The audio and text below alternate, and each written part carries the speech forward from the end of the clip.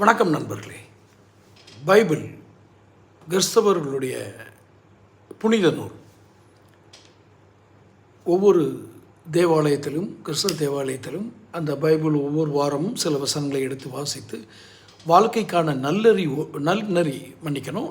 ஒழுக்கங்களை அவர்கள் கற்றுக்கொள்வார்கள், தேவாலயத்தில் கற்றுக்கொள்வார்கள். அதில் துன்மார்க்கர்கள் என்று ஒரு வார்த்தை வரும் பைபிளில். துன்மார்க்கர்கள் என்று அந்த பைபிளில் இயேசுபிரான் யாரை குறிப்பிடுகிறார்?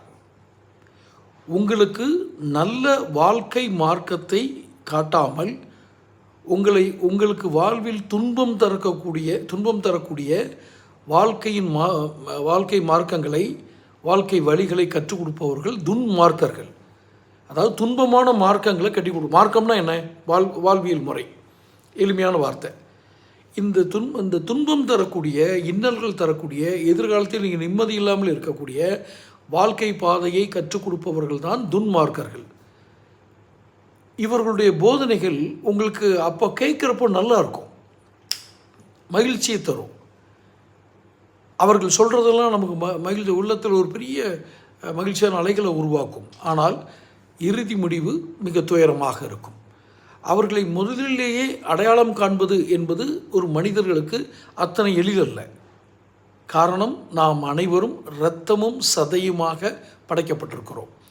24 மணி நேரமும் அவை நம்மளை தூண்டிக்கொண்டே இருக்கும். பசி, தூக்கம், உறக்கம், தும்மல், வைக்கல் எல்லாம் தூண்டிக்கிட்டே இருக்கும். அது பயாலஜி, அது உடல். அப்போ இப்படி இருக்கிறவங்க, இவர் நமக்கு துன்மார்க்கர் அப்படின்னு அடையாளம் காண முடியுமா ஒரு மனுஷனால்? முடியாது. அதற்குத்தான் அதில் கற்று தேர்ந்த அந்த அதாவது மாடல் லைஃப்னு சொல்லுவாங்க, பாதிரியார்கள் வாழ்கிறது, உண்மையான பாதிரியார்கள் வாழ்கிறது. அவங்க சொல்கிற போதனைகளை கேட்கும்போது தான் நமக்கு உண்மையான அந்த துன்மார்க்கர்களை அடையாளம் காண முடியும், அல்லது உண்மையான வாழ்க்கை முறையை நம்ம கற்றுக்கொள்ள முடியும். நடிகர் விஜய்க்கு இப்படி ஒரு வாழ்க்கை பாதையை காட்டுவதற்கு அவர் தந்தையை தவிர யாரும் கிடையாது எனக்கு தெரிஞ்சு. துன்மார்க்கர்களினுடைய வழிகாட்டுதலில் அவர் நடந்து போய் கொண்டு இருக்கிறார். இப்போ இத்தனை பேர் போய் சொன்னாலும், இவங்கெல்லாம் துன்மார்க்கர்கள்னு சொன்னாலும், சொன்னவங்கள தான் அவங்க சாடுவாங்க ஒழிய துன்மார்க்கர்களை அடையாளம் காணக்கூடிய சக்தியில் விஜய் இல்லை. இது உண்மை. விஜய் கொஞ்சம் லேட்டாக கூட புரிஞ்சுக்கலாம். பேசுவோம், தொடர்ந்து பேசுவோம். சேனல் சப்ஸ்கிரைப் பண்ணுங்கள்.